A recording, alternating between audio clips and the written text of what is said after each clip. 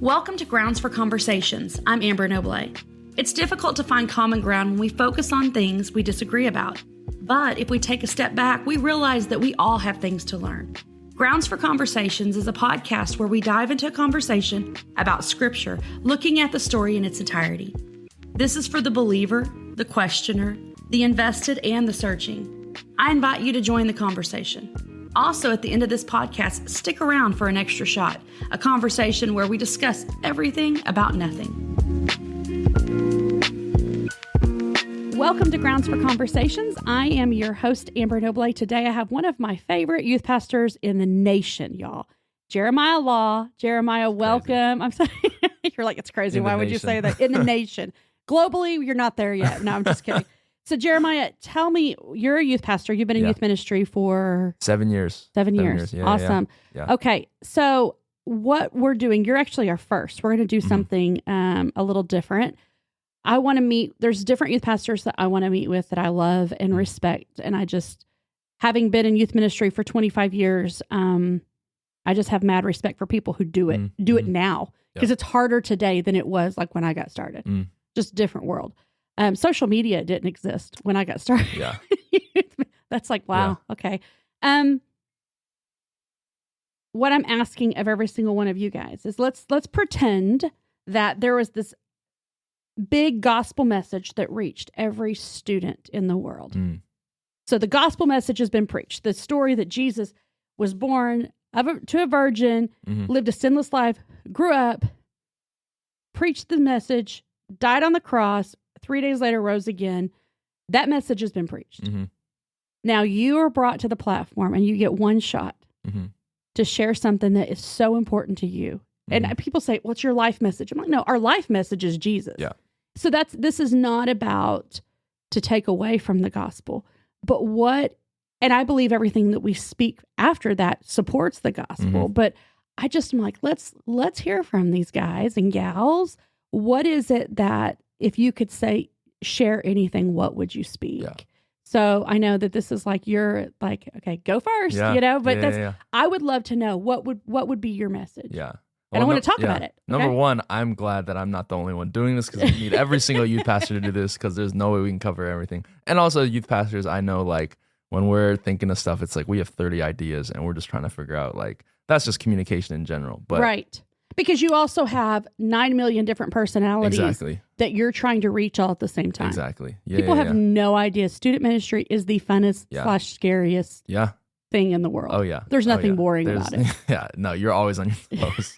Always. And you have to like have a strong backbone because they hurt your heart sometimes. They'll go for you. They go for the jugular. Go for you and they mean it. Yeah. They're not ignorant to it. They mean it. They mean it. Yeah. We need to talk about that in the extra shot for sure. We okay. will. So what is it like what is your heart? What would you say? Yeah. So I think that if I had that opportunity, this has been something that has been really just deep in my heart and what I've held on to for probably the last 3 years. Okay. But for me, I want to preach about obedience. Okay. And I think obedience has always been like when I grew up and we talked about, oh, you need to obey Jesus. Like obedience was so boring. Right. I wanted to learn about transformation. I wanted to learn about being equipped and Where gifts did you grow and abilities. Up? I grew up in Chinese church. So obedience also is in China or in the United States? In the US. In Seattle. So like probably the most niche group ever, but like I had a youth group of like 300 Asian kids. Like it was like the best time ever. If you weren't already one of my most favorite, you're for sure now. Like that's amazing. So you grew up in Seattle in a Chinese church. Yeah. Wow. Yeah. 300. Best time. Best time. Like, and now you're in Texas in like a non-Chinese church. I think I was talking to my dad about this, and not that it means anything. I think I'm one of the only like Chinese youth pastors working in an American church. Like that doesn't happen. That's like a really weird combination. I think you know what? You could work anywhere because you just got such a cool vibe. Yeah. You just walk in. You're Hopefully. like, yeah. Hopefully. You walk in and people are like, okay, he's here. Yeah. So you grew up in a Chinese church. What denomination? It was an evangelical Chinese church. Okay. I honestly don't really know what denomination that was. My dad was actually the pastor there, so I'm a PK. But he was like very Wesleyan. So I think I work at a Methodist church now, so I think that's why I've always found a lot of familiarity. Okay. But Chinese church was like, there's nothing like more amazing than just being in a room with people that you are like, man, they understand everything that I go through. Like a lot of youth groups, people go to different schools, different things. They're from different cultures. Yeah, we all came from the same culture, and so there was always something that tied us together. And like, I mean, the one thing I remember, the best thing about Chinese church is the food. We always ate food, and we always ate good food. It was not Little Caesars. Like we had dumplings. We had all these grandmas cooking like homemade meals for us all the time. Okay, so that's a podcast in itself. Yeah, is that the generation before needs to step up and why youth pastors do Little Caesars because the budget. Yeah, there's no budget for anything $5. else, right? Yeah, and so then when you've got and you know what? The Latino church does the same thing. Yeah. They throw down. Yeah. And you get into just like, it's basically what you're doing is you're pointing out white church. Yeah. White church does not, it's like you guys have a budget for Little Caesars and you need to have them slice 8 pizza to 15 pieces. Yeah. Or whatever. That's the 16, worst. When you cut the slice in half, I hated that. Yeah, it's awful. Okay. So that's, white church does that. But the idea of that, the grandmas and the mamas cooking and providing for the kids, that's biblical. Right. You know, it's beautiful. Oh, yeah. So you guys had good food. Yeah. We were being spiritually nourished and definitely physically nourished. But obedience was something that always like the thing about Chinese church was like they would preach a lot of like, you need to obey this. And it was like an Asian value. You have to obey your parents and listen to them. Follow this path because like we worked for this, so you need to follow. So obedience was always something I struggled with because I felt that it was a chore. Like I wanted the experiential stuff. I wanted the times where we would sing songs for like 45 minutes. The obedience was just not what I was craving. And the more and more like, after Seattle, I moved to Kentucky, and then I did a youth ministry degree at Asbury. And very cool. All that time, like I always prioritized transformation. I always prioritize life change. But you cannot get to any of those things without obedience. Yeah. And the more and more, I've been in youth ministry 7 years now, and I've been in moments where it's been absolutely amazing. But for myself, right, if I only crave the moments where you get the spiritual highs or you get the camp highs or you have 150 kids in a room, like, right, if you're just striving for that, you're going to burn out in like a month. For sure. Because obedience is every single day. And obedience is if I had like a key point, is obedience is the bravest thing you can do. I think if I was in a room with people who just gave their life to Jesus, everyone's like, I'm ready to go. And I was like, I love that you're ready to go, but don't give up in a month when it gets hard after you realize, oh, wow, this is like so much. Obedience is the bravest thing you can do because the enemy is going to try to distract you with so many things and so many things that you want to strive for. And obedience says you don't have to strive. You just need to do what's in front of you. Right. And so, okay, let's talk about that for a second. Because I think that this generation that we are so privileged to get to invest in, what they have in front of them is the influencers, it's like, oh, well, I want to be that, or I want to accomplish this, or I want what my parents have now, but it took them 25 years to get. And so they want to graduate college making $150,000, $200,000, and they're not seeing those things happen. They're wanting, so you go back to like the ministry piece, like they want to serve the Lord on a capacity, like perfect example, a young lady and she's really, really a good communicator. Yeah. And she's in high school and she does speech and all the things. She's like, well, I want to do what is that girl's name? Sadie Robinson does. Mm-hmm. And I said, but what if God's asking you to start with speaking to 3-year-olds? Yeah. And she looked at seriously. Yeah. Why would he do that? Right. Like, because he loves those 3-year-olds. Right. And are you doing this because of your gift? Right. Or because of who's calling you? Yeah. And she just looked at me like, why would you say that? And I'm like, no, you need to think about this. Like so I think that so much of like this demographic that you are influencing their yes for God without them realizing it. I'm asking you. Yeah. Does it oftentimes come with like strings or, yeah, I'll do this for God, but I want it to look like this and I want to go big. And God's like, cool, yes, do it for me. Yeah. Can you clean the bathroom? Yeah. Can you, work in the nursery? Can you work in the parking lot? It's like, no. I want to do something big for God. And they categorize based off of what they see happening in other people's lives. Yeah. Oh, this is like, I can't believe I'm referencing this because this makes me feel old, but like I used to read Calvin and Hobbes. Like, do you remember that comic? Fantastic comic. Okay. Like when I was First little. of all, that doesn't make you old. That just makes you well educated. Yes. Yeah. Seasoned. No. But I remember when like every time Calvin had to do chores, the only excuse the dad, like he was like, why do I have to do this? And the dad was just always like, it builds character. Right. But like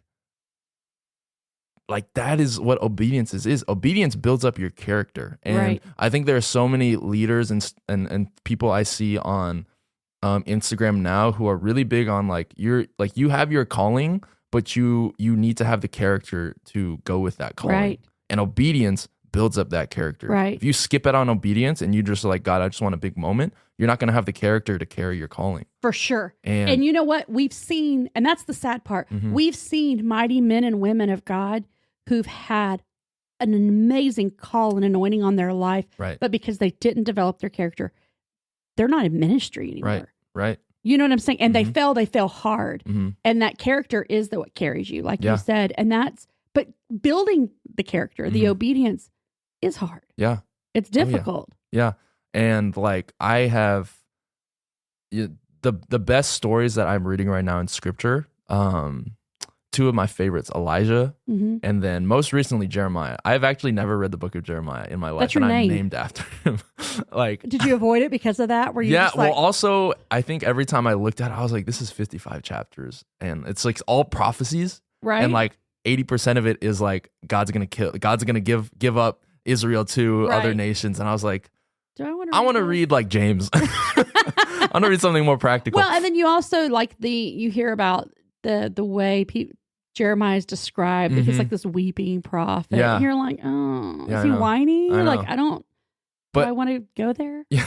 But the thing is, even like personally for me, I'm like a big introvert. And so, are you? Yeah, it's crazy. I know it's like, how can you be an introvert and a youth pastor at the same time? But like, I'm such an introvert, which is crazy. I love people. Well, you're like one of the most personal people I've ever met. And you're so, and I'm not just saying this to blow smoke, like seriously, you're so observant and you just build people up with your words.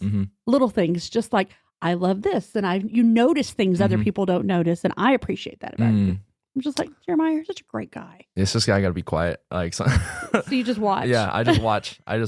But I think like, so I've been reading Jeremiah a lot. Okay. And the fact that you have someone that was called by God and God was like, you're going to speak my truth. And your truth is that Israel's going to be taken over by another nation and there's nothing you can do about it. And like that is the most unpopular like truth that someone would have to preach. Yeah. If I was a pastor and God told me that, I'd be like, no, like there's no hope in that. But like the fact that Jeremiah did that for his entire life. Right. And like reading the internal dialogue of Jeremiah and he's like, God, why do I have to do this? Like you tricked me into this. Like I wanted to like speak truth and you're tricking me into just like giving all this bad news. And then God always saying like just keep obeying me and keep following me.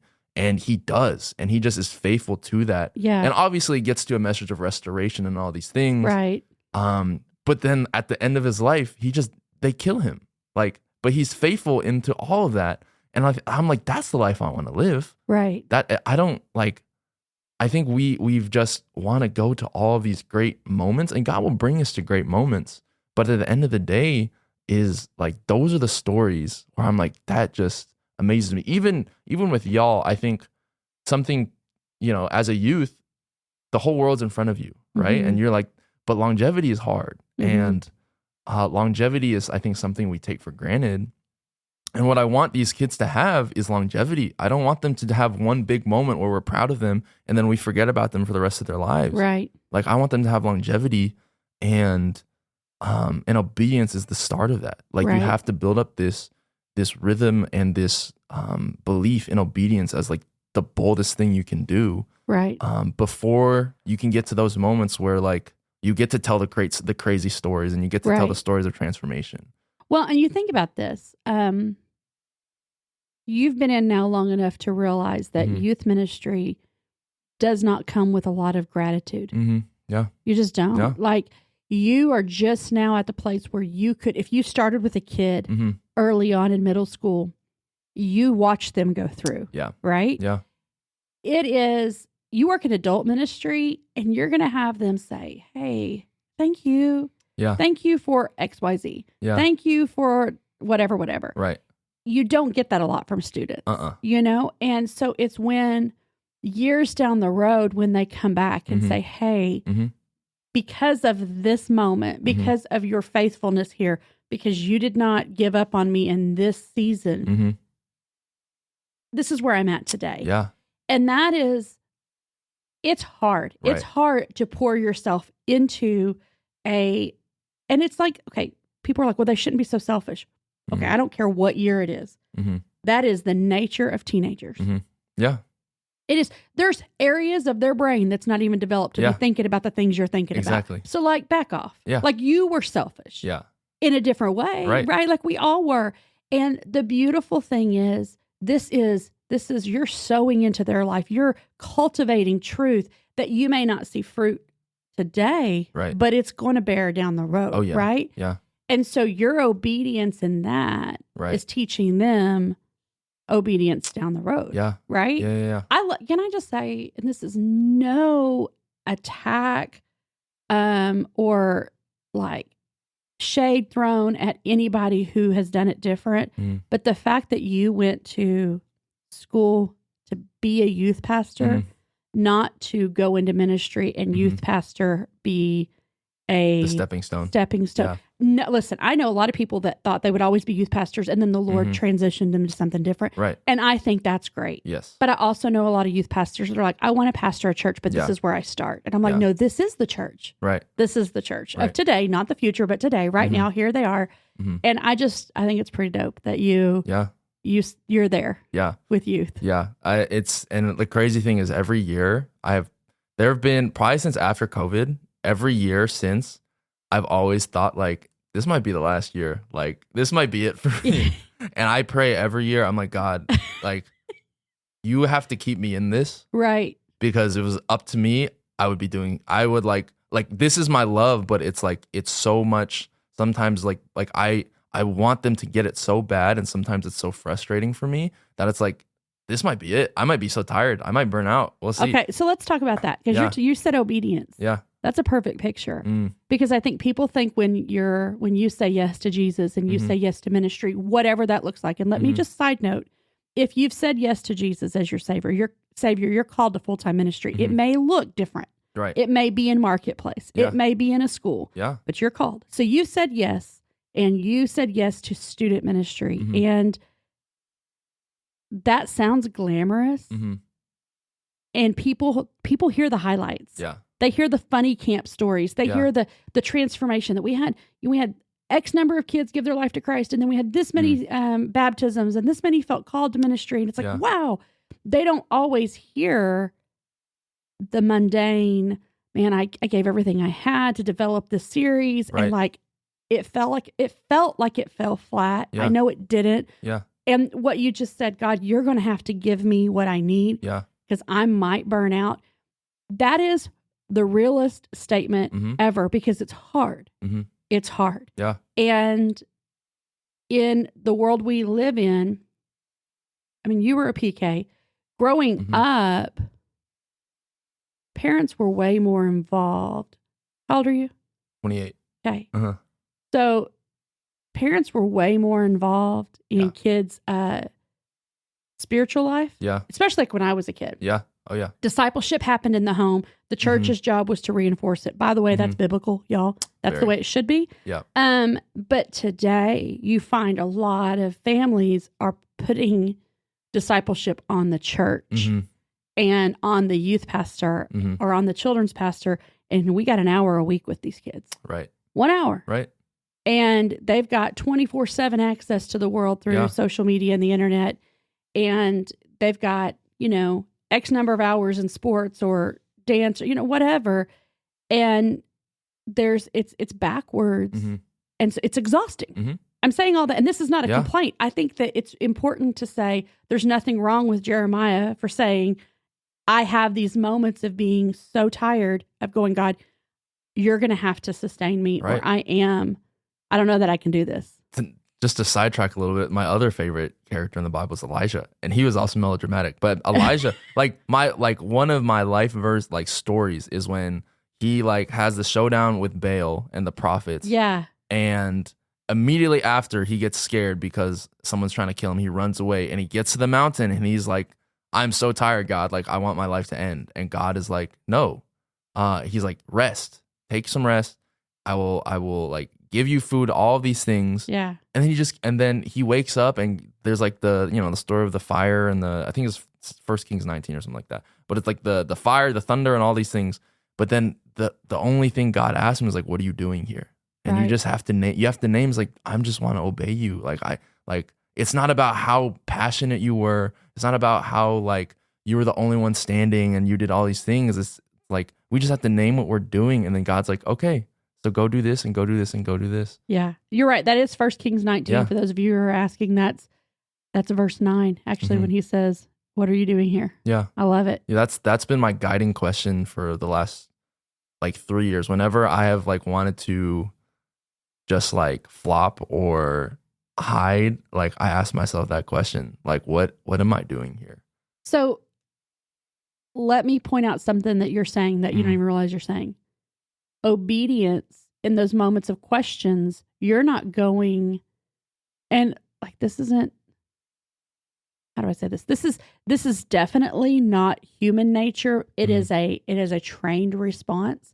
When we're exhausted, when we feel spent, when we feel alone, when we feel jaded, when we feel underappreciated or unseen, human nature is to draw back. Yeah. Pull the covers over our head, disengage, talk to others, vent, if you want to call it that. Yeah. What you just said you're doing is you're going straight to Jesus. Right. And that is, I think if anybody could hear anything, that is the most powerful on top of the obedience, the most powerful thing you're saying is that when it gets hard, who you talk to is vital. Yeah. Yeah. You're not running to your friends. You're not running to your dad. You're not, and you may talk through, we have mentors, we have people speaking into our lives, but that you're going to Jesus first. Yeah. You got to fix this or I can't. Yeah. And the melodramatic, I think it's amazing because that's also real talk. That's all of us. Oh yeah. We can say we're not, but we are. Oh yeah. It's just different, right? I love being dramatic sometimes. Do you? Yeah. That's so funny to me. That's so funny. Yeah. Okay. So obedience. Your obedience, seeing it played out. What if you had a student? Okay, so we're going back to that made up thing. You're speaking to the students of the nation, of the world, and you're telling them to be obedient. Give me 3 ways that happens. You're like, obedience is everything. Right. Give me 3 key points there. Yeah. I think the first one is that obedience. I think we covered one. Obedience is part of building your character. Obedience leads to character. Right. The second one is obedience leads to opportunity. Right. Obedience is the doorway to opportunity. Right. Opportunity is not the doorway to obedience. No. But that's what we do, right? We get it wrong. I'll obey when this happens. Yes. No, we obey until that happens. Right. Yeah. That's good. And then the last one, I think, to bring it back to the point of salvation, all these things, obedience leads to Jesus. Right. You will always be brought back to Jesus. Everything. Obedience does not bring you, you don't graduate from Jesus. Those students who heard the salvation story, that is what it will always lead you back to. And it should. And if it doesn't, get away from that. Exactly. Run. Exactly. And I think that in what I've learned from students now is they're craving this newness. They're like, well, we've heard all these stories. We've heard about Jesus. We want to hear something else. And I was like, no, you're going to be very disappointed if you want to hear something else, because right. when you talk to, I think Lowe calls them seasoned saints, right? When you talk to, Can I just say, I don't like that. At least they're seasoned. Yeah, they're not like bland chicken. I know, but he said that to me one day thinking that I was going to find that as a compliment. And I was like, no. Because I still feel like I'm 21. And then I pass the mirror and I'm like, that is an old lady. Like I'm not, No. my heart is there, Yeah. right? But like, and the Lowe's like, let me come in with this backhanded compliment, seasoned saints. It's like, ow, that hurts a little bit. My back, you know? Yeah. He calls them seasoned saints. But Gotta when love you that. talk to those people who with longevity, like they're not going to talk about this enlightening thing that they found. They're just going to talk about Jesus. Right. And there's the Jesus Revolution, the movie. Yeah. There's like a line in there where I forget who said it, but it's like the truth will always be simple. Yeah. Right? The gospel will always be simple. Always. And We can- complicate it. right. We're the ones that complicate Right. it. And I think that's like if people have just come to Christ and just come to know Jesus, like they have to know that that's already they've already experienced the fullness. Like gospel that's the top. Like it's not start with the gospel and then graduate to something else. Like God has given you the highest thing, which is his love, and he's given you Jesus, and that will always be what you come back to. So obedience leads to character, obedience leads to opportunity, and obedience leads to Jesus. I love it. And You that's should be what a I went in preacher. on. I need to write, like, I just came up with 3 points. I need to write this sermon now. You need, Yeah. for real, you just Yeah, did. yeah, That's yeah. good. Mhm. What I love is, and you basically said this already, is that your development, your growth, your identity didn't come from the platform. Mm-mm. It happened in the obedient times. Yeah. Yeah. Like there have probably been, as youth pastors, there's 53 weeks in the year, and you're probably teaching 53 weeks at a time. Mm-hmm. There are probably like 3 times where you talk about like the 3 same times where you're like, oh, this was a really good one. But there's also like 50 other ones where you might have felt like you did terrible. You might have felt like nothing clicked, but those are all moments of obedience. And we just can't glamorize the moments of being at the top, because if you're preaching the gospel, you're already winning. For sure. I think anytime we speak, we open the word and we share. Yeah. Like we're speaking life. Right. We're speaking transformation. Like that is what changes the world. Mm-hmm. And I think the unfortunate thing is that's why you see so many, not just youth pastors, but pastors Mm-hmm. don't stay in the game, Mm-hmm. because that's what it is. It's a game to them. It's Right. not a calling. It's and I don't, that sounds bad that I say it's a game to them, but it's because things aren't as easy as they thought, or things get hard. And that's like people, y'all need to pray for your pastors. Like you need to pray for your pastors. You need to have their backs, because what they're in, the phone calls, the trenches that they're in, it's hard. Mm-hmm. And I think people have this idea that it's my pastor, so they should do this for me, or they should be this for me. Yeah. And the reality is they're just there to shepherd. Right. And we've got to learn to open up our own Bibles and to have our own relationship with God. Yeah. And so I think like for youth, they have the passion. They have so much talent. They have all the abilities in the world. They're brilliant. You think Right. about this generation right now, what they can do with technology, the way they develop and build things. I mean, they're brilliant. Mm-hmm. And this is scary to people, but like, they're not afraid of anything. Mm-mm. No. And they'll just there's been this like lack of respect that's been lost. I mean, I grew up in the South, so like you yes, I grew up where other people's parents could discipline you. Like Right. you yes ma'amed and yes sir to everybody. And it's not that way now. Right.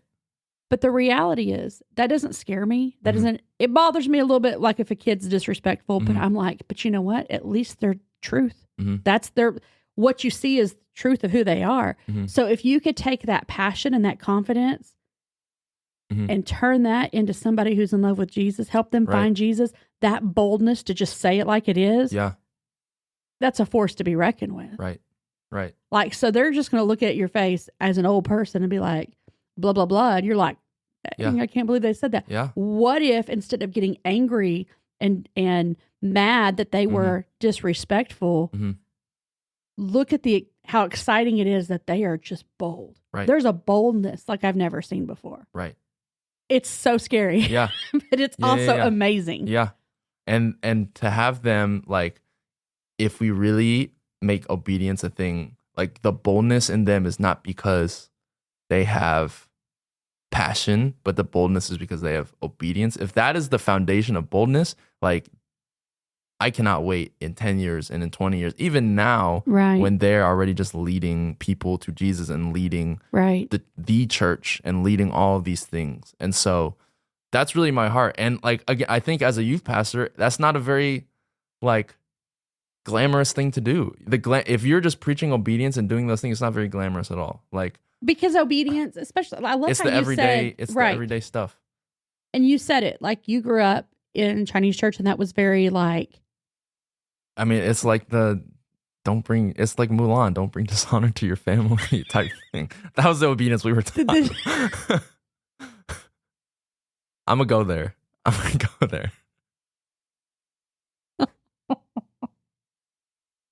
Okay. So I can't believe you just quoted Mulan.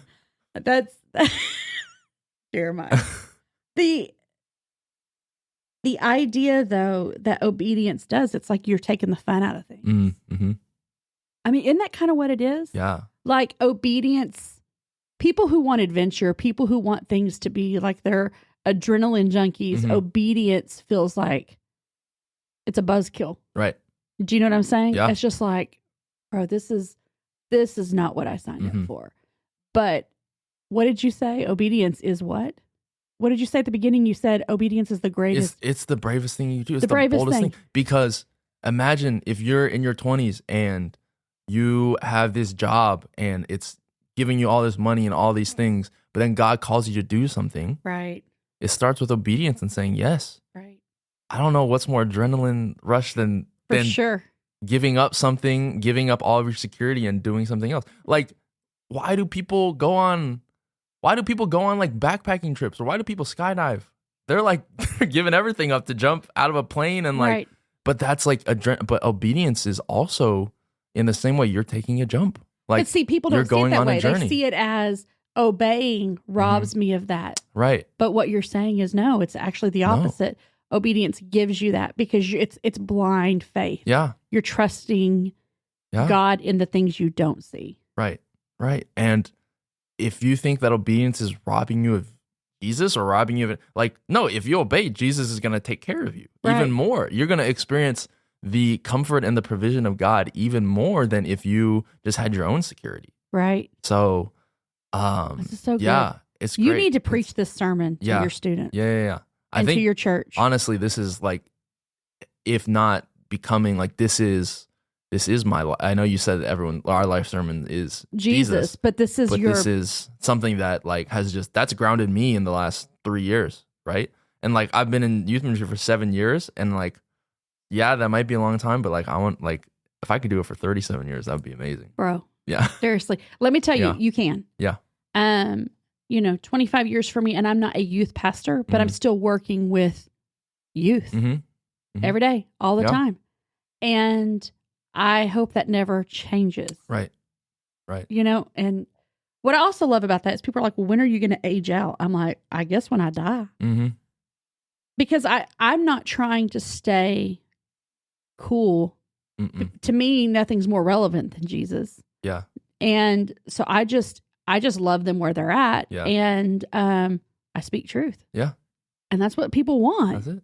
Yeah. Do you know what I'm saying? Yeah. And so it's like, I don't have to be like, I don't know, like, it makes me laugh. And I know this isn't probably the time to talk about this, but it makes me laugh when I see people my age or older who are trying really hard to stay hip. And you're like, dude, how'd you get those pants on? Yeah, I know. You know that didn't know. Dude, stop. Yeah. Just stop. And this like, is not. Did you call your grandson and ask him if this looks good? Is that what happened? Like, just be you. I think there's still. Just be you. That's going to be the biggest struggle for me, because I grew up with like fashion And like that will always be something important to me personally. Yeah. But I never want to be the person that is like it won't because Yeah. you know what will happen is what the fashion you follow will go with you. yeah, it'll be timeless. Do you know what I mean? Yeah. Yeah, because there's going to come a day. I hate to say this, Yeah. so if this bothers you, like work it's this out okay. with Jesus. Yeah. There's going to come a day where the generation behind you does things that you're like, that looks stupid. Yeah. Oh yeah. And then you're going to freak out and go, what? Yeah. Like, I think that looks, no, you just find that timeless that's you, Yeah. and it's just going to be you. Yeah. Yeah. But I get what you mean. I think like I'm at the point now too where I think when I was first starting out of youth in youth ministry, I could still like understand everything. Mm-hmm. There's like this sweet spot. I think 24 to like 27, you can really like, you are not too old, but you're not too young either. Right. And so it's like you can really understand the culture. And then after that, it's all gone. How like, often I feel like, do you use Urban Dictionary to look up things kids say? oh my gosh. Well, for the record, we grew up on Urban Dictionary. So that's okay, like, but there's new words. yeah, there are new words. I started, there's words today that were not. I honestly, there's so much now. I'm like scared to even look up. Yeah. Yeah. I think the newest one now, which I really like, is kids are asking if you have motion or not. Okay. You know what that is? Uh-huh. Yeah. It's like the same as like swag, what Yeah. you would call. It's just motion. Yeah. And so I literally can't even keep up anymore. And I think I'm at the point now where it's like, I wanted to. I love the one that's like when then they say, instead of saying, speak boldly, they say speak from, use your whole chest. Yeah, I don't even know that one. I'm like, what? Speak with your chest? You speak with your chest? I'm like, But that sounds like an old saying. So I don't, maybe it's coming back. Maybe it's just like, yeah. even clothes, all the like, Everything's coming back. like those Birks, the clogs that everyone wear that I've been wearing that like, those are old. Those are like 40 years old. My mom wore them when I was a Yeah. kid. Yeah. And I have them now, and my kids wear them. Okay, so just so you know, so you know, find your words that you love and just keep them. Like I say rad and dope all the time, and people are like, that's old. I'm like, your mom's old. Yeah. Like you just be you, right? Yeah. But it goes back to just being obedient. Yeah. Like you said, Obedience is timeless. it's timeless. It does not go out of Timeless. style. Mm-mm. Man. And you know what? Here's what I think is beautiful. And I don't know that you even realize this right now. People are watching you. Mm. And there's going to come a day that it's not going to be what you said, but how you walked out. Yeah. That's going to draw people to say, I want to be like Jeremiah. Mm. I want to know the Jesus Jeremiah knows, because when things weren't easy, Jeremiah was faithful. I mean, and that's happening. I'm telling you, it's happening. Yeah. I just, I watch even just in the few other settings I've seen you in, how people look to you and they admire you. And I just think that's pretty cool. That blows my mind. But They do. I'm very grateful for. It's probably because you're a part of the Chinese church. Yeah. There you go. I was like, we need more. If people know about Urban Hymnal, we need more Asians at Urban Hymnal. But yeah. It's been. Well, then don't quote Mulan. Okay, that's cut. right. That's right. So do you feel like, I want to go back to this before we close this out, but when in talking with your students, since that's your message, the whole obedience, do you feel like it probably comes through in a lot of things you teach, because it's, how do they respond? I think that it is, even for me, when I teach those things, it's not, I think that's the fight with students, is they want some glamour. Right. Like they want some like freshness, and obedience is not the most glamorous thing. And so like the only thing I can do to, like, again, I forget who, some really good graphic designer did this, but like the best sermons you preach are your life. It's not the words you say. Right. And so I can always point them to obedience in my sermons, but what I would hope is that they see obedience in everything that I do. In the way, we just had an Easter egg hunt, like 3,500 people. It was insane. It was scary. Yeah. But like, I hope that they chasing could see. after eggs, hoping Oh that my there's gosh. candy inside. More so, the parents were fighting over the eggs rather than the kids. That was crazy. I wish Yeah. we got footage of that. But like, I wish that they could see the obedience in the way that I did things, the way that I served. Right. Like my dad as a pastor, the one thing I will always remember my dad doing, like, and this Chinese church was large. It was like 2,000. Is your dad still a pastor? He's a professor now. So, Wow. He's teaching a bunch of pastors. I love that. And the one thing I always remember is like, he would be the last person to leave. He would lock up the church. Yeah. And I'd be like, Dad, can we go? And he's like, no, he cleaned the bathroom. Like that is character, and that is obedience. And that is what I want kids to see. I don't want. And you had a church where you had 300 kids in your youth group, Mm-hmm. and your dad was cleaning the bathroom. Mm-hmm. When no one saw him. But Except you me, saw him. I guess. Yeah. And look, okay, hold on. That's what goes back to what I just said. Yeah. You are where you're at because you saw that played out in your life. Exactly. You need to, when you leave here today, you need to call your dad and you need to be like, Oh yeah. thank you for your Yes. obedience. I need to do that more. Sorry, Dad. That makes I need me call want you to more. cry. Yeah. That makes me want to cry. And I Wow. think that's what I want. Like, there are so many things for our kids to understand, and like, theology is so important, and like, there's so many things I want our students to be rooted in. But I think, just like you said, if they can remember, I remember the moments where Jeremiah helped stack up all the chairs with me. Right. Like, I don't want them to remember the moment where, oh, Jeremiah stopped helping and he just made us do these things. Or Jeremiah just rolled in when service started. Exactly. Like, I want people to remember, like, oh, Jeremiah was the one that was cleaning everything up at the very end. Right. And like, that's the type of character I want to have. Right. But that character comes with Jesus, not from me. Right. So, Well, the only way that you'll sustain that right. is your relationship with God, because it's easier just to bounce and Yeah. let somebody else do it. Yeah. But your relationship with Jesus pours out and oozes into everything that you do, Right. or your lack. And I mean, Yeah. I know it's that time with the Lord. Mhm. You know, like you can tell, my husband can tell. Maybe other people can't, Mhm. but my husband can tell if I'm not spending time with Jesus like I Mhm. need to be. Yeah. I can tell. Like I can fake it till I make it. Yeah. But when I'm spending the time with the Lord like I need to, that Mhm. obedience is easier, Yes. because much. it's like, it just is like, I know why I'm doing what I'm doing. Yeah. I know why I'm pushing through. I Yeah. know why my yes matters. Right. And why, if no one ever sees Right. this part, Mhm. he does. Mhm. If no one ever knows that this Yeah. happened, he does. Yeah. That is so good, because that is is that not the most valuable thing you can have? Yeah. To like be like, if one day when youth are in a room and they're leading these things and they see but no one knows all the preparation they do except Jesus, Right. that is like the greatest feeling to ever have, Right. because that is the most secure place you could ever be. Do you ever think about the spiritual greats Mhm. of our generation, or my generation, your Mhm. generation, generations before? People like just like Reinhard Bunke's, your No clue who that is. I'm sorry. okay, he was an evangelist in Africa that was just Right. amazing. Like, you name any, like somebody that you look up to. Right. How did they get to know the Lord? It's a secret place. Right. But who led them to the Lord? Right. And who led that person to the Lord? Yeah. Like Billy Graham. Mhm. We all know Billy Graham's name. No, the story. The story It's about the crazy. shoe salesman. Yeah. Like that person, Mhm. the reward in heaven for that person Mhm. is as great. Yeah. Because of the obedience. Right. Like, what we do has a ripple effect. Yeah.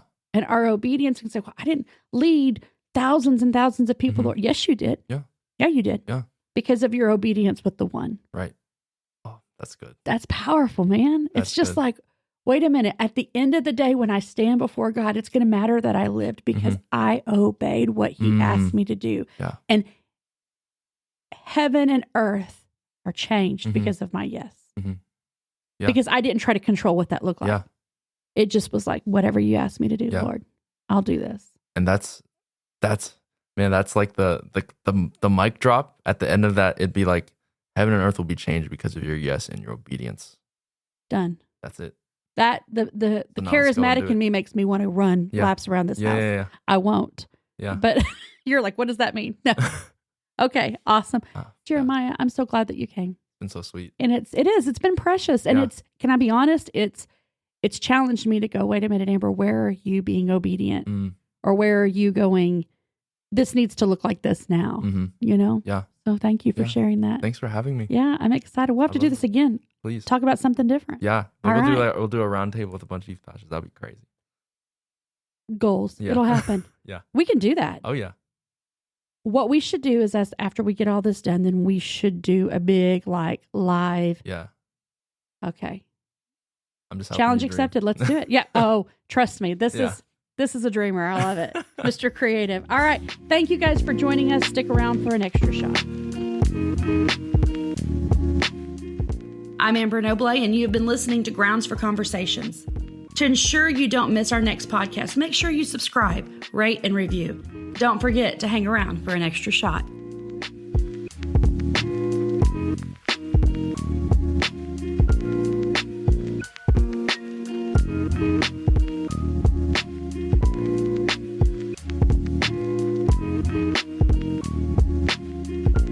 Welcome back to the extra shot. Again, my friend Jeremiah is here. Jeremiah, let me just say thank you for what you just shared. Mhm. And it was so good. Obedience, powerful. Yeah.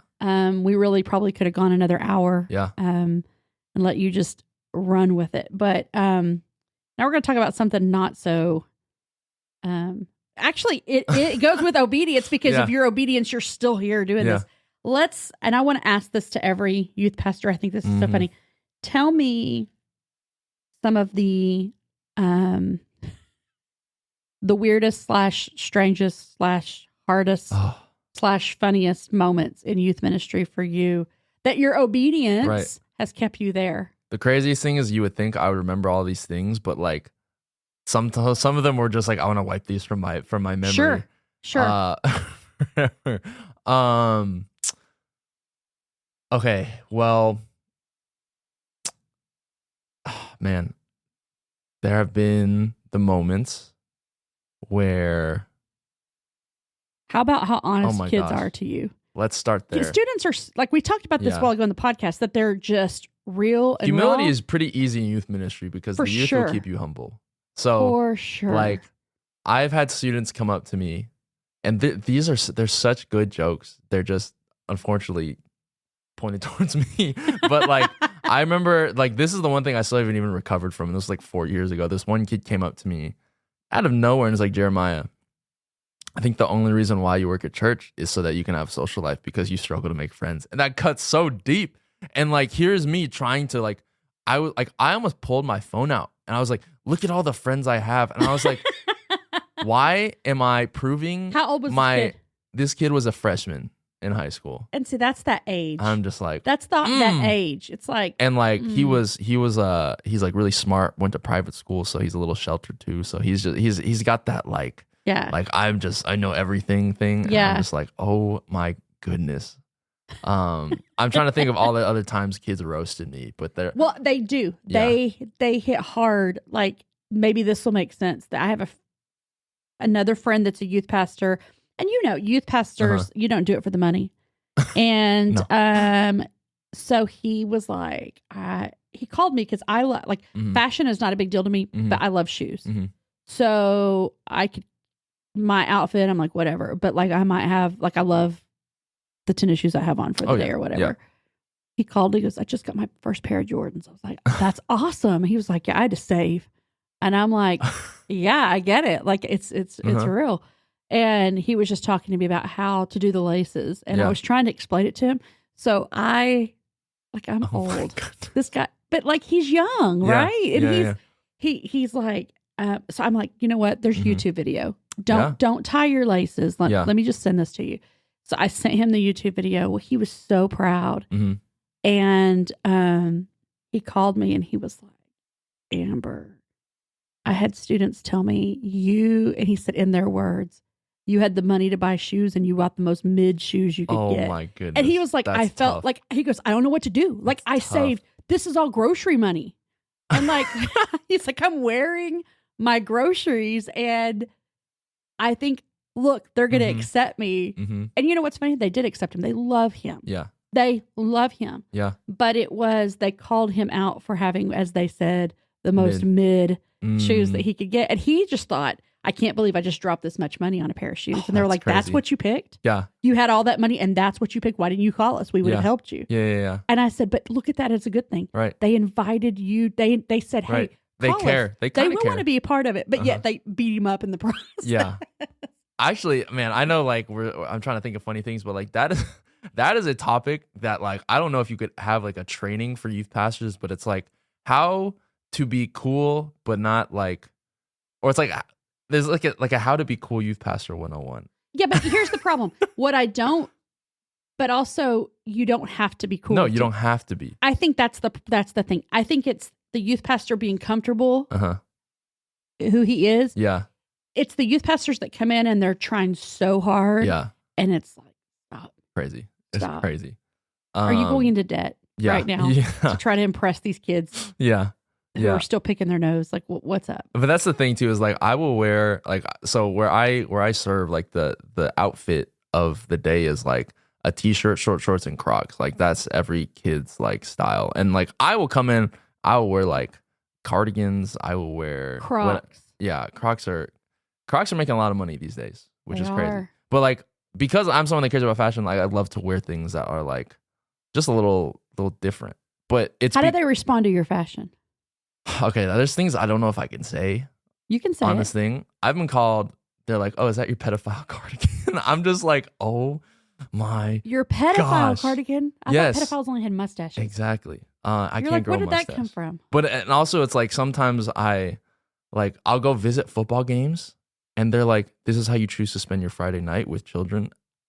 I'm just like, guys, I'm here to support you. They're mean. I know. But you know what? If somebody else said something to you, they would have your back. They'd be like Children of the Corn. Yeah. They would come out and just like attack. Yeah, exactly. Like they can make fun of you, but if anyone else makes fun of you, right, they're dead. They better, yeah. So in a way, it's a blessing, but you just got to live with that burden of having to get roasted all the time. Right. Yeah. So and they do roast you all the time. All the time. It's just like Jeremiah, you need to get paid less because you can't make a good t-shirt. Jeremiah, you need to get paid less because like what do you do on like do you only come here on Wednesdays and Sundays? People I've worked here for 7 years. Half of them don't know this is my full-time job. Well, let's be honest. There's a lot of people who don't know that. They're like, you work for the church, like you get a paycheck. It's like, do you understand? I'm here. Yeah. 80 hours a week. Exactly. And they're like, doing what? Right. Dealing with all the people that you've hurt their feelings and they're coming in for counseling. I know. Right? Like they don't understand. I know. And so I think that is just always like that's adults no one will too. ever understand. Adults too. They're like, you adults. work? Adults are sometimes very like clueless. They're just like you get a paycheck from the church to do what? Yeah. Wait, are you serious? I'm just like, oh my god. But I'm like I don't know. I'm blanking on funny stuff, but like okay. So you have 7th through 12th grade. Okay. Let me ask you this: which grade is the weirdest? The weirdest. And you can say grade. this because they age out of it. It's not like you're saying this person is the weirdest. Which grade do you feel like are the most awkward? The most awkward grades. I want to see if I agree with you. I think 7th grade is For very sure. awkward. For sure. And I think but it's also there's still an innocence where they like the games. They get really into games. Right. And I think 10th grade is also pretty weird because those are both. Do you think ages. 10th is weirder than 9th? I'd say 9th and 10th then. Okay. But like 9th, 10th, you're like in a weird transition where you're like you're like starting over in high school and you're trying to figure out like you don't drive. Those are you don't drive, or when you do drive, you get all of this like confidence that you don't need to have yet. You're going down the road at 80 miles an hour in your mom's minivan. Right. And 9th grade listening to Weezer. Exactly. It's like stop. 9th grade, you're trying to figure out everything and you're like your voice is changing. Yes. And you're learning new words. Middle school, actually, the funniest thing is when like kids learn new words that are like totally inappropriate and they just use it in sentences all the time. Like I'm not gonna say them on this podcast, but like they will just use it in a conversation. They're just to see how you respond. yeah. And I was just like, what did you just say? Yeah. Oh, I know. But 7th grade probably is the weirdest. Like, and now with TikTok and all these things, they're learning so much, like so many memes, so many just like, I was like, why are you saying these words? Yes. Why are you relating this to that? And it's like, I'm just like, this is so uncomfortable. Well, I feel like 7th and 8th graders are at that place where when they see the TikTok dances, they don't know how to turn that off. Yeah. So you'll be in a conversation and they're doing the gritty and you're like, what are you doing? It's like, what's happening? You're talking to me about how you're upset about what's going on at home and why are you doing this dance? Right. Are you upset? Are you like, they're like, I can't stop. And you're like, well, you should. My favorite group, which is also the weirdest group, are 10th grade boys because they are the most clueless group of people I've ever met in my entire life. Like I have some students that will just like, they literally know nothing. And I was like, what is in your brain? Like they will be like, Jeremiah, like, I thought you were in high school this whole time. And I was like, I'm not in high school. I'm 28. Well, but part of that's because you're Chinese and you don't age. Asians don't raisin. What did you just say? I said Asian don't raisin. Nah, it's crazy though. Like, I think just boys. So they're in 10th grade and they thought their youth pastor was at their high school? Yeah, was in high school. Or like, do you ever wonder how these kids are passing? Yes. You're like, how are you passing in school? Also, like, I just think the social life, I was like, how is this acceptable in a social world? Like, that you were just this clueless. Because they all go home and they play, what is the game they play? The video game. Like Fortnite. Fortnite. Yeah. Or some of them still play Minecraft. Yeah. And you're like, what? Yeah. And they're like, yeah, we were just playing Fortnite all night. Like, I'm like, all night? Yeah. That's what you did on Saturday? Yeah. Well, we had a baseball tournament that morning, and then I played Fortnite the rest of the day. And then, you're like, what? And their mom's just taking care of them this whole time, and they're just like, yeah. I think it's just like adolescents or whatever. They're like, they legit have the minds of 7th graders, and like, it's so funny. It's crazy. So I think that has taught me so much more patience because I'm like, I just have to take a deep breath all the time. So going to camp, how far do you guys go for camp? Well, it depends. We don't do camps. We do like we're more mission trip like focused. How far do you go? So like last year we went to Florida. Okay. This year we went to Tulsa. This is where I want to talk about. In that trip. Yeah. You're in a vehicle in buses. Uh-huh. You stop at the gas station. Uh-huh. How many energy drinks do these kids buy? Oh my gosh. Who buys the most energy drinks? The 10th grade boys and the 7th graders? The baseball players do. Like they just we had one They drink them one after another. Well, you had one high schooler for a day we failed to monitor him and he didn't drink water and he drank like 8 bangs. And then he was complaining he had headaches and stuff and we were like trying to take care of him. And then we figured out he didn't have any water. It was just 8 energy drinks in a day. Like this is and he didn't die? Insane. Yeah. Yeah. Mission trips are like, you can really tell where your kids' heads are at. Cause like we'll always do like, the first night, like is always preparation. Mm-hmm. Then we'll always go and like, we'll take a trip to Walmart because we probably forgot some supplies or things, but we let them buy snacks for the week. Like, and the things that these kids bring back is like 4 boxes of one kid bought an air fryer. Which was honestly, it was a G move. It made the rest of the week amazing. But this kid just bought an air fryer and brought it back. Okay, your kids are built different than mine. I took kids to camp and we stopped at a Buc-ee's and they had deer corn on sale. Oh my goodness. Not to eat. Yeah, not to eat. For the deer. For the deer. He bought a bag of deer corn and I said, he gets on the bus. It's bigger than the seat. Oh my goodness. And I said, what are you doing? And he goes, well, you said we are not going to be going this way home. And this is better priced than what is that place called? Tractor Supply. Oh my! And I'm just like, I'm thinking, okay, did Ashton Kutcher come back and start Punk'd again? And like he's about to pop out. Like, did this kid really just bring a giant bag of deer corn onto the bus? Oh my goodness! And I said, so are you taking this into your dorm at camp? Yeah. He goes, can I not just leave it on the bus? I didn't even know how to answer that. I was like, I guess like nobody's ever brought a bag of deer corn. Yeah. It was so it's big. Like the things they buy. are ridiculous, and it's always on their parents' credit card. Yeah. Or what do you think about the parents that like tell their at home they're not allowed to eat sugar or any of these things, but then they Yep. give them money and then they they buy think what- they're going to abide by that? Yeah, they're not buying veggies. No.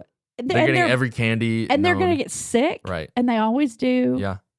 I'm talking about like middle school and high school Yeah. kids throwing up in the middle of the night because they That's had crazy. 13 candy bars. And And they've you're never like, done that in their entire life. And they it's don't have just like- sugar in their home. Yeah. So like the things that they buy with snacks and everything is like it's insane. And they eat it like they're like Oh my abused children, like they have to eat it because there's not going to be food tomorrow. Yeah. They eat like they're so starved. But like I have a weird group because like they're like upper middle class, so they're they're a little spoiled. But it's like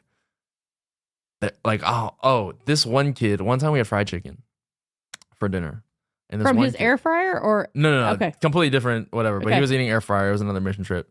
Or he was eating fried chicken, and he looks at me. He's like, Jeremiah, like, how am I supposed to eat this? And I said, you take a leg, you put it to your mouth, and you take a bite. And he's like, can you please cut up this for me, like my mom usually. He'd never eaten anything off a bone, and I'm just like, there's no way does this he is understand real. it's better on the bone? It is better on the the bone. flavor is more there. But he's like, he's like, he was so he asked you to uncomfortable. th cut up his chicken Yeah, leg. he's like, my mom usually cuts this chicken up for me. Did you take him outside and like beat him up a little bit? I was like, oh my goodness. I said, just give it to me. I'm gonna eat this so you can starve. But Can like, you cut- it's how old was he? insane. He was in 10th grade.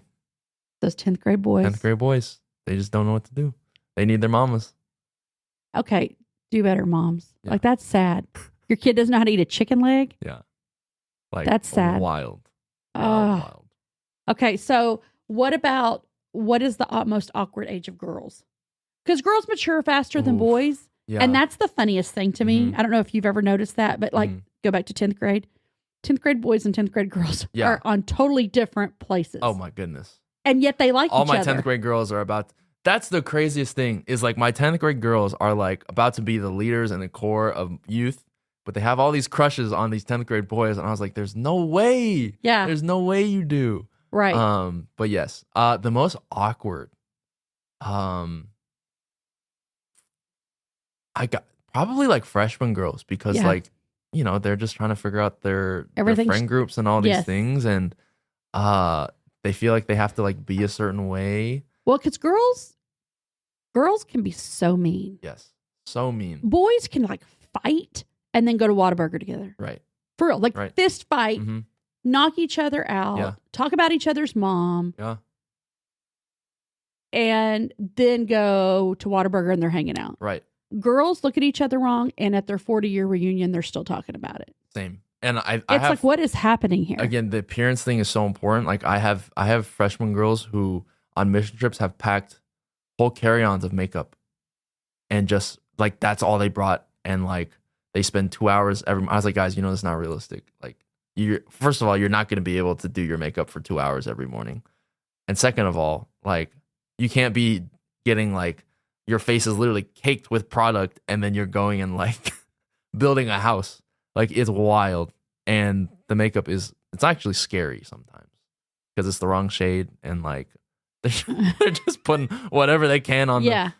It's crazy. So I feel bad. I feel sad for them. Not sad for them, but like I'm just like, oh, you're so precious.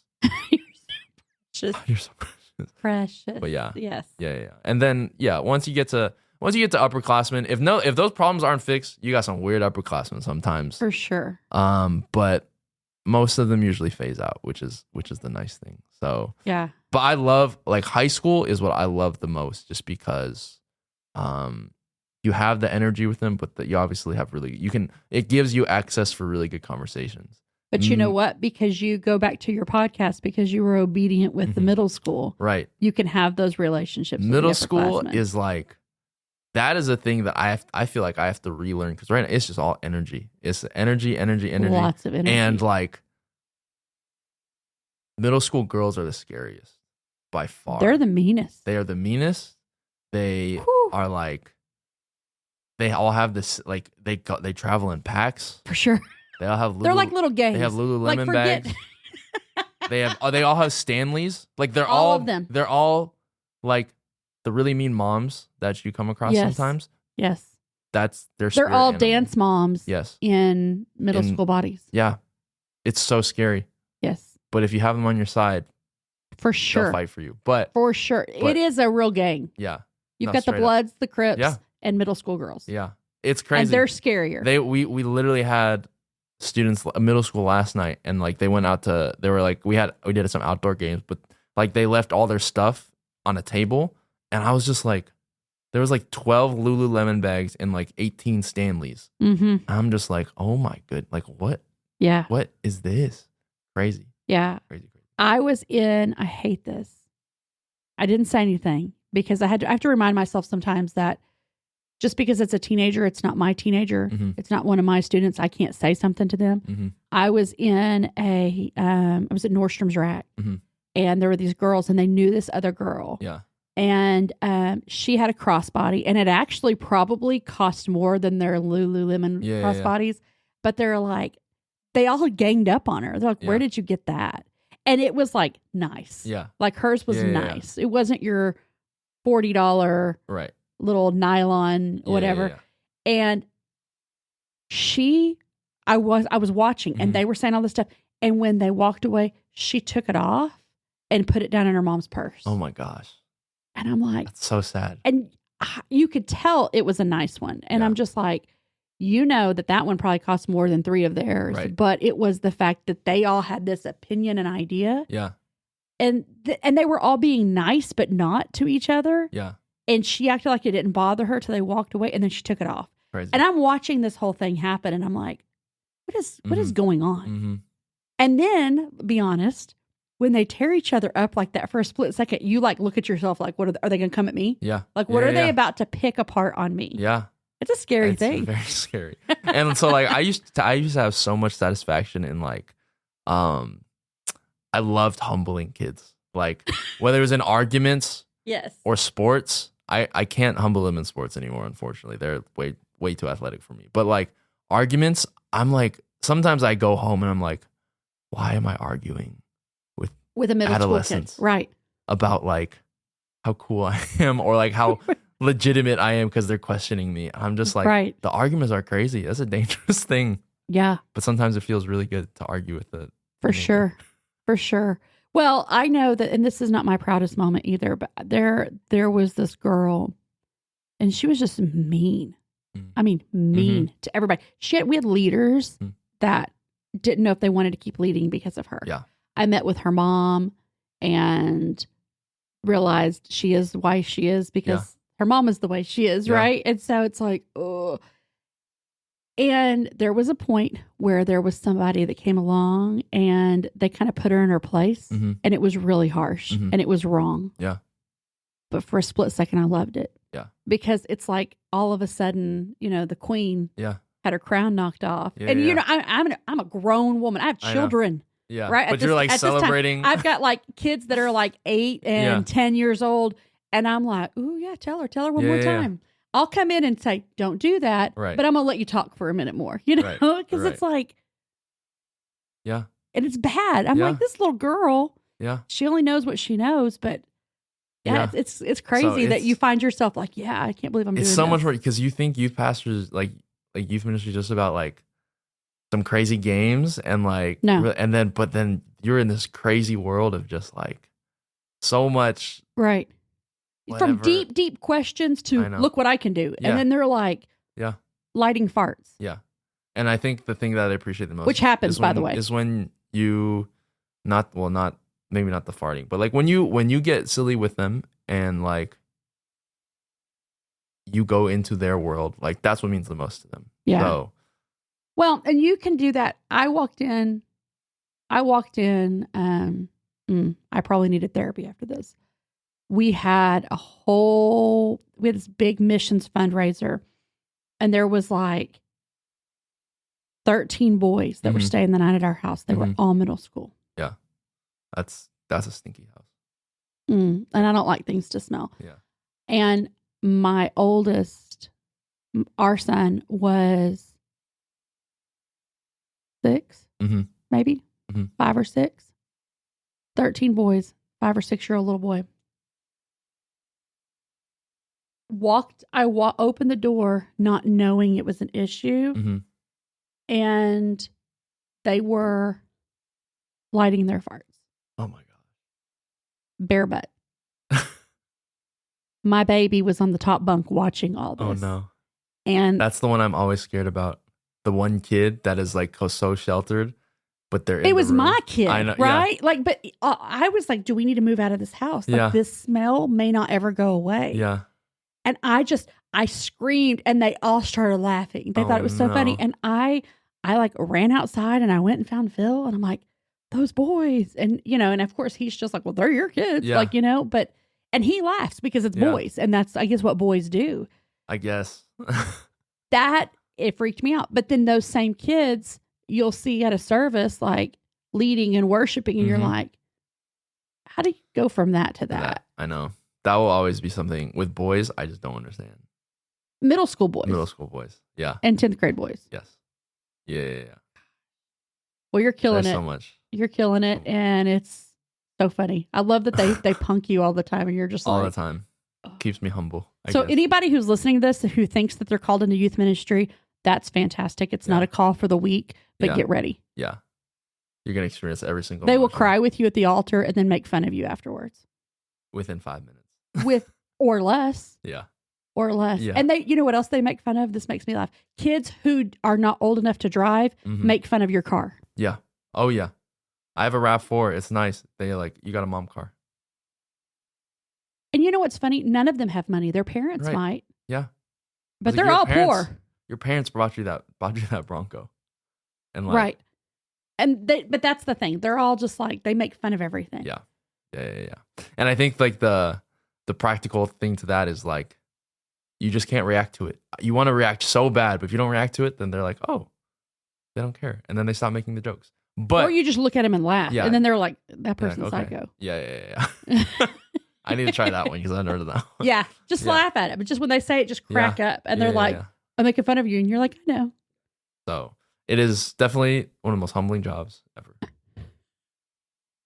Your parents bought you your Bronco. And they're like, yeah. Yeah. And they did. cut up my chicken leg. Yeah. I'm just like, gosh. Oh my God. But yeah.